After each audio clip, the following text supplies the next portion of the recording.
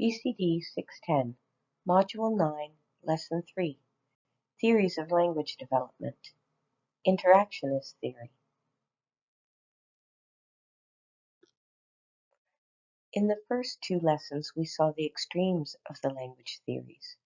The behaviorist perspective is that language is learned totally from the environmental influence.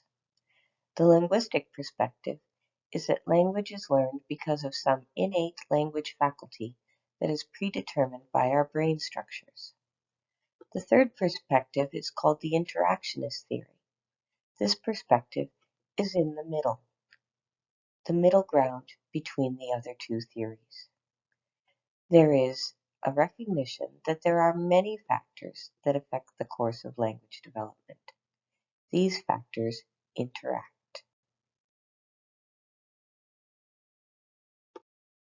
There are a few different interactionist perspectives. I'm only covering one of these, and that is the social interaction theory. The social interaction perspective is a combination of both of the theories that you learned about in lessons 1 and 2. It combines the linguistic perspective that language follows rules, but also the behaviorist perspective that environment plays a large role in children's learning. The social interaction perspective specifically focuses on the function of language.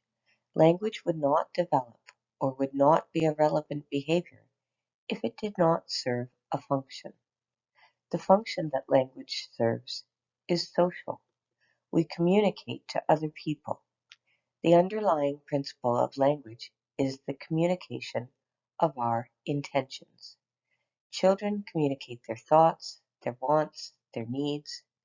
So even when a child is babbling, adults interpret that communication attempt as having intention. We perceive infants as attempting to tell us something even before they can. The role of the caregiver is emphasized in this theory. Caregivers speak to infants and young children differently than they do older adults and children. They use infant or child-directed speech, which is higher pitched, slower, and with more exaggeration. This caregiver behavior helps children to segment speech and figure out the words and grammatical patterns in speech. Mothers' reactions to children's vocalizations and interpretations of children's language is intentional. Gestures are also thought to play a crucial role in children's language development. When children begin to use gestures such as pointing, it's clear that communication is intentional. When a child points to something, it gives the caregiver an opportunity to use language. The parent can focus their attention on what their child is pointing at and focus the language on that same thing by using words to describe the object or action that both are paying attention to. This can be a bi-directional influence, as parents can also use pointing or looking to capture the child's attention to the objects that the adult is talking about. Imitation is also important in the social interaction perspective. The child will learn some things by imitating the adult. This is quite evident in the learning of social skills like saying bye-bye or please or thank you. The adult often purposefully teaches the child these language behaviors by requesting that the child imitate the adult. So the language environment is crucial to the social interaction perspective. The baby is born with the capacities to hear language and focus attention on relevant aspects of language. The brain is ready for language experiences, but the adult tunes the baby in to those experiences by doing things like using infant-directed speech, interpreting the infant sounds as having meaning, paying attention to the infant or young child's eye gaze or other sensory reactions, and using language to label all those experiences. As the child makes more and more language attempts, the adult recasts that language for the child.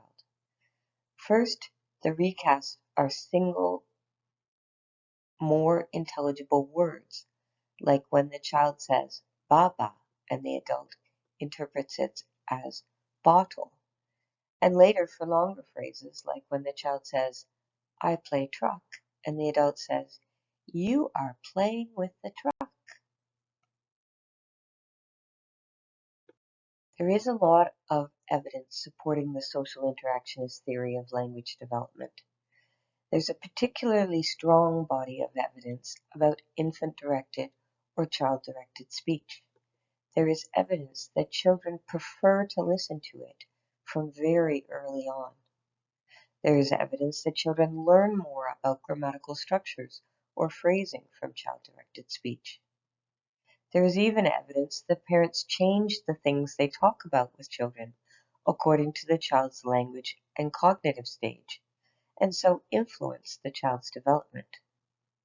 There's a good example of this from Sachs' 1983 study observing a parent and child.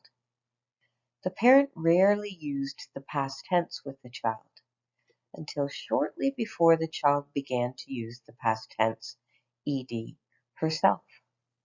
The researcher concluded that the parent could recognize when the child was not able to comprehend ideas about the past, and so the adult modified her language accordingly. When the child was ready to comprehend ideas about the past, the adult began using the past tense in her speech to the child more. And so the child's readiness to learn interacted with the language environment because of the social relationship between the child and the caregiver. The social interaction theory of language development is the newest theory of language development, and so it is still developing with current language research. One way that this theory is developing is with more neuroscience research and epigenetic research.